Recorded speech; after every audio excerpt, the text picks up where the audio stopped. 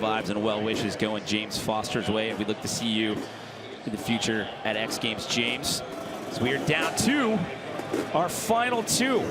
They are currently sitting in medal positions. Can they bump up and take that lead away from Josh Sheehan?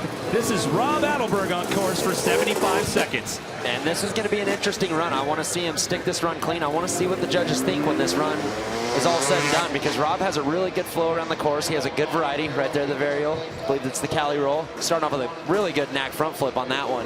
Yeah, remember, he had that slip up that cost him a couple of seconds there in the first run. So if he can clean this up, this is going to get real interesting. Sitting in a bronze medal position as of right now. He still has 40 seconds to work with here in this second and final run. I had a quick chat with Rob about that foot hook. He said for some reason it just wasn't unlocking. And then, of course, he couldn't get in that last 7th trick. He said with the mixture of that and also cleaning up a couple things, he thinks that he can take the top spot. Yeah, this run going a lot more smooth for him. You know, huge no-handed front flip right there. He did a no-footed front flip, and that's where I want to see what the judges are going to do. Are they going to reward something like that compared to a no-handed double backflip? They got a tough job out there. Line it back up for this 75-foot step down with the cliffhanger flip. Can he get into the turn and get under power? Looking like this last one's probably going to count. No. Not going to make it, I don't think. But Not a great run. make it. So that was for the crowd. And it's crazy to hear the crowd going wild over a one-handed hard after everything we just saw. It's kind of cool to see a little mixture.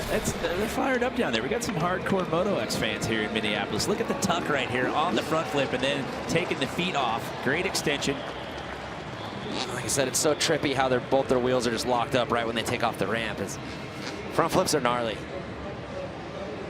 It's just crazy to watch. I mean, they both do it perfectly, but to see the different styles that they have and how they do it, but they've both put this down feather touch smooth out here tonight. I mean, going back to what I said earlier, it's baffling to me that we're at this point in the sport where you see this going down with ease in the middle of a freestyle competition. So there is a shot of your current leader. That is Josh Sheehan sitting in that top spot with a 90 flat. As we await the score, and Rob Adelberg has done it. He's into the 90s, a 92.33. A little look to what we'll see tomorrow on day 3 of 4 out here at X Games Minneapolis. Josh Sheehan, your current leader, sitting in that top spot right now with an 87.66. We had to wait for the scores to populate right there. Him and Jackson Strong, a little bit of separation. The judges obviously had a conversation about it. In your estimation, in your thoughts, what do you think was the difference that kept Josh in that top spot? Yeah, going back and looking at it, I think Josh just had an overall complete clean run. Every trick he did was smooth. Every trick he did was massive. I think maybe some of those smaller front flip variations, maybe got docked a little bit. You know, the knack front flip, it's an awesome idea, but you've got to extend the tricks when you do them. And like I said, watching Josh's run right now, you haven't seen one trick that kind of looks minimal or like he's kind of, you know, just barely stretching out. Everything's huge. No, everything's maxed out. There's no tentativeness. And a great flow around the course as well. You know, like I said, a lot of these judges, they've ridden X Games, they've been out there, they're real particular. They're gonna award guys that flow around the course and be smooth. Guys, Josh was actually in disbelief during the split screen when they were waiting for that score on Jacko. He's like, why am I on the other screen? Like, Rob's in front of me. And then Bill goes down here and had to say, no, dude, you are in the top spot right now. Hello? He's like, what? I can't believe this. He's stoked right now, you guys. That's what he said. He is stoked.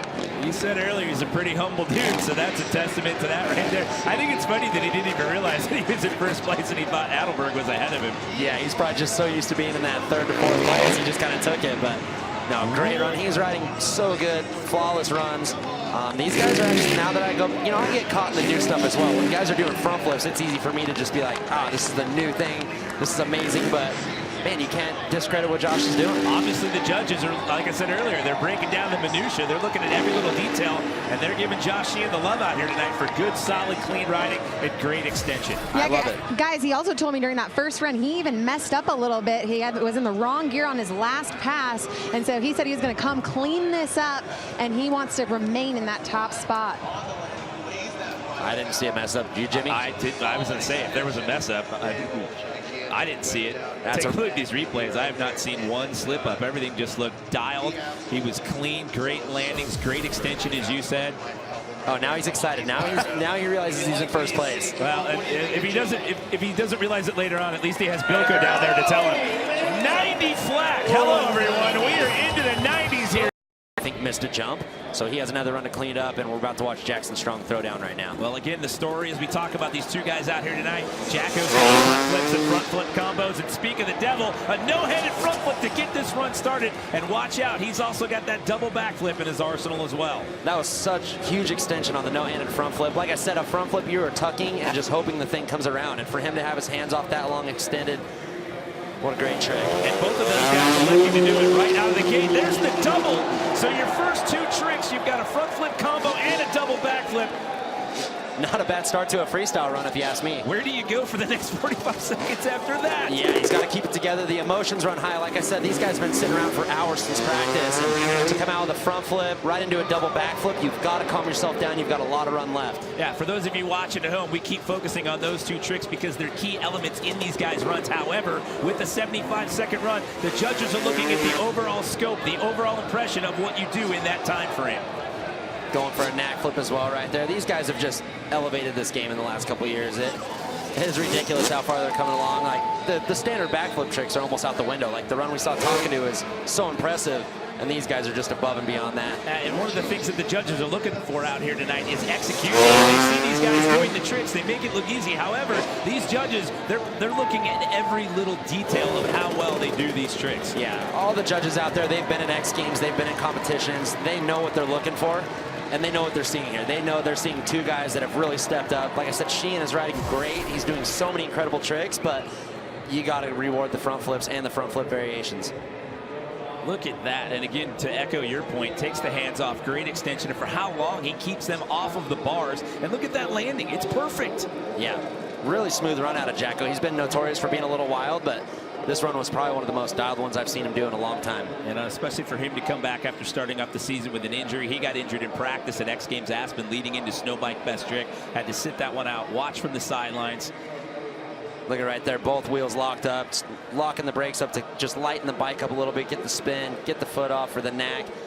That's probably what Rob was trying to do when he was trying to get his foot hook out there, was keep himself on the bike, because there's no way to have any leverage with that foot when you're doing the knack. Okay, so again, it's an 87.66, an 87 flat, and 85.33, but hold the phone, everybody. We're waiting for that score for Jackson Strong. There is a shot of Josh Sheehan, your current leader.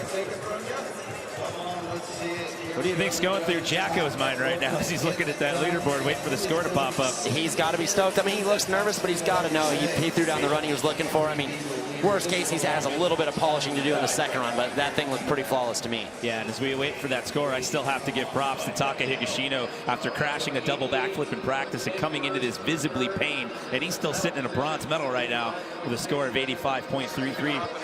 So your current leader, Josh Sheehan, on the right. The man we just saw take his first of two attempts, Jackson Strong, on the left. It takes a while for this score to come in. That tells me that the judges are having a conversation over there in that booth.